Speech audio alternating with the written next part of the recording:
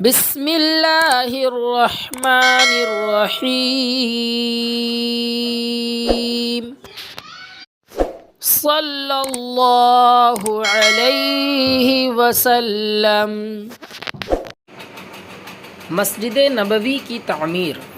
مدینہ طیبہ میں قیام کے بعد رسول اللہ صلی اللہ علیہ وسلم نے سب سے پہلے ایک مسجد کی تعمیر کی جسے مسجد نبوی سے جانا جاتا ہے۔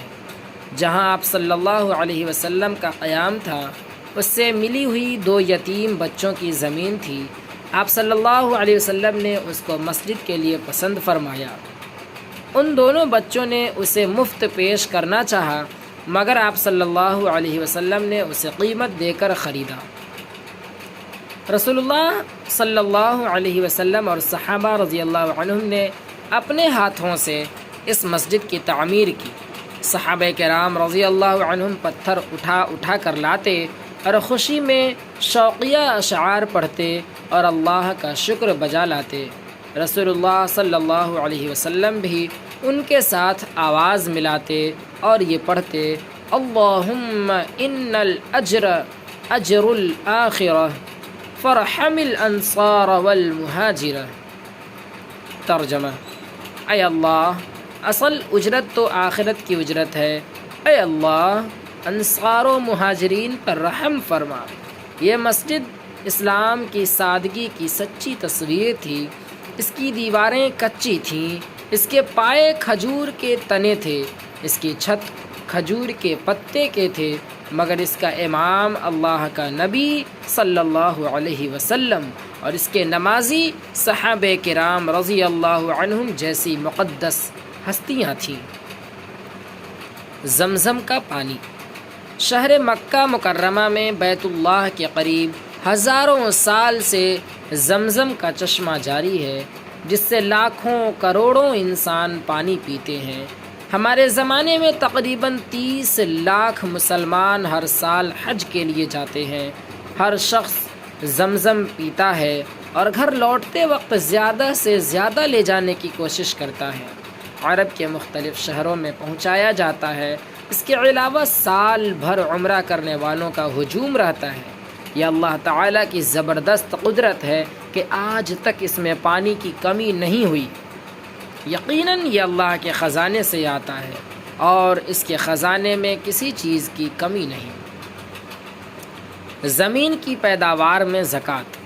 رسول اللہ صلی اللہ علیہ وسلم نے فرمایا: جس زمین کی سینچائی بارش، چشمے یا نہر کے پانی سے کی جاتی ہو اس کی پیداوار میں 10واں حصہ نکالنا فرض ہے، اور جس کی سینچائی کنویں وغیرہ سے، رہٹ یا ٹیوب ویل یا پمپ وغیرہ کے ذریعے کی جاتی ہو تو اس کی پیداوار میں 20واں حصہ نکالنا فرض ہے۔ فائدہ: جس طرح مال تجارت میں زکوٰۃ فرض ہے اسی طرح زمین کی پیداوار میں بھی زکوٰۃ فرض ہے۔ عید الفطر کی نماز سے پہلے میٹھی چیز کھانا۔ رسول اللہ صلی اللہ علیہ وسلم عید الفطر کے دن عیدگاہ جانے سے پہلے چند کھجوریں تناول فرماتے تھے اور ان کی تعداد قاق ہوتی تھی، یعنی 3، 5، 7 وغیرہ۔ کسی کو کپڑا پہنانا۔ رسول اللہ صلی اللہ علیہ وسلم نے ارشاد فرمایا: جو شخص کسی کو کپڑا پہنائے تو جب تک وہ کپڑا اس کے بدن پر رہے گا پہنانے والا اللہ کی حفاظت میں رہے گا۔ سود کی نحوست۔ رسول اللہ صلی اللہ علیہ وسلم نے فرمایا: سود کے 70 گناہ ہیں، سب سے کمتر درجہ ایسا ہے جیسے کوئی شخص اپنی ماں کے ساتھ زنا کرے۔ دنیا و آخرت کے مقابلہ میں۔ دنیا آخرت کے مقابلہ میں رسول اللہ صلی اللہ علیہ وسلم نے ارشاد فرمایا: اللہ کی قسم، دنیا آخرت کے مقابلے میں اتنی سی ہے کہ تم سے کوئی اپنی انگلی سمندر میں ڈالے پھر نکالے اور دیکھے کہ اس انگلی پر کتنا پانی لگا ہے۔ اہل جنت کے لیے حوریں۔ قرآن میں اللہ تعالیٰ فرماتا ہے: ان اہل جنت کے پاس نیچی نگاہ رکھنے والی بڑی بڑی آنکھوں والی حوریں ہوں گی۔ وہ حوریں صفائی میں ایسی ہوں گی گویا وہ چھپے ہوئے انڈے ہیں۔ کھانے کے بعد انگلیاں چاٹنا۔ رسول اللہ صلی اللہ علیہ وسلم جب کھانا کھا لیتے تو اپنی تینوں انگلیوں کو چاٹتے۔ فائدہ: علامہ ابن قیم رحمۃ اللہ علیہ کہتے ہیں کہ کھانا کھانے کے بعد انگلیاں چاٹنا ہاضمہ کے لیے انتہائی مفید ہے۔ قرآن کی نصیحت۔ قرآن میں اللہ تعالی ارشاد فرماتا ہے، بے شک اللہ اور اس کے فرشتے حضور صلی اللہ علیہ وسلم پر رحمت بھیجتے ہیں۔